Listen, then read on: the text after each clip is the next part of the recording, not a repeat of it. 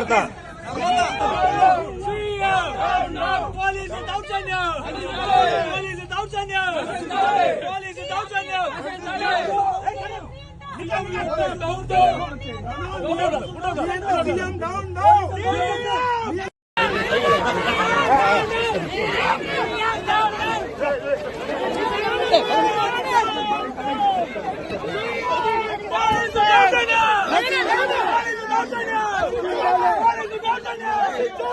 అరే అన్న media media నువ్వు వచ్చా అలా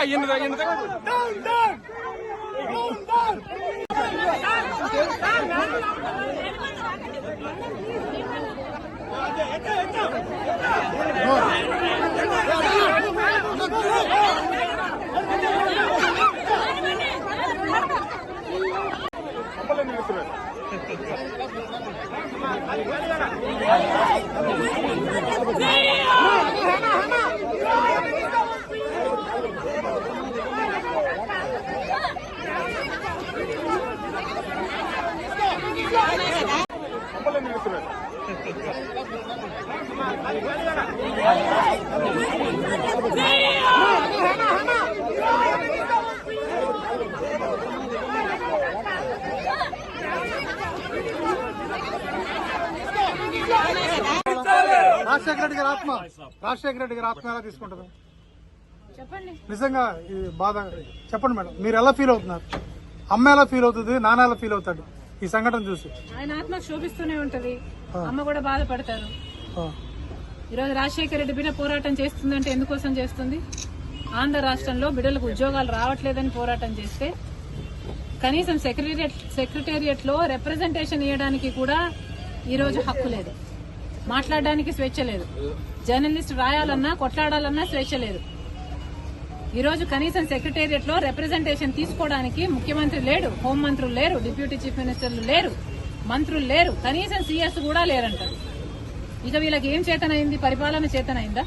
వీళ్ళకి స్పెషల్ స్టేటస్ తేవడం చేతనైందా? పోలవరం ప్రాజెక్టు పూర్తి చేయడం చేతనైందా?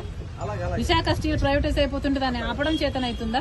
క్యాపిటల్ సిటీ కట్టడం చేతనైతుందా? కనీసం మెట్రో అన్నది తేయడం చేతనైందా? రైతులు ఆత్మహత్యలు చేసుకుంటున్నారు, అప్పుల పాలైపోతున్నారు, కనీసం పంట బీమా ఇవ్వడం కూడా చేత కాలేదు.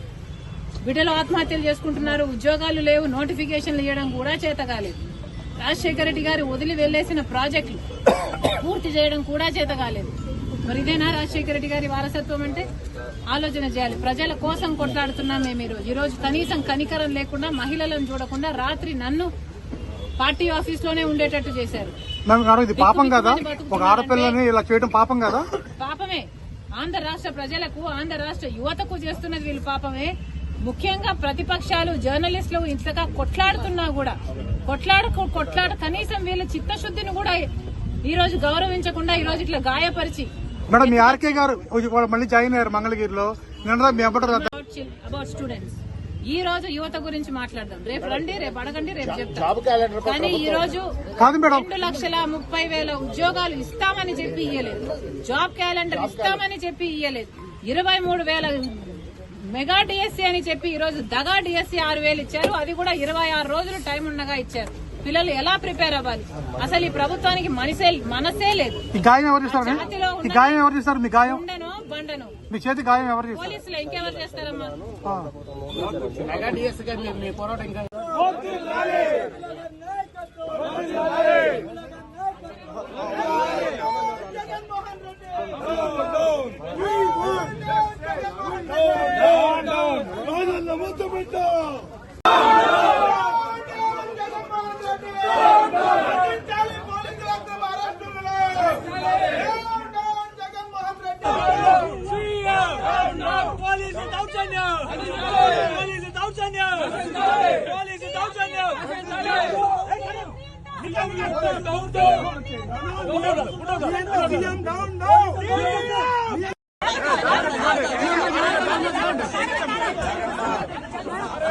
జాగ్రత్త.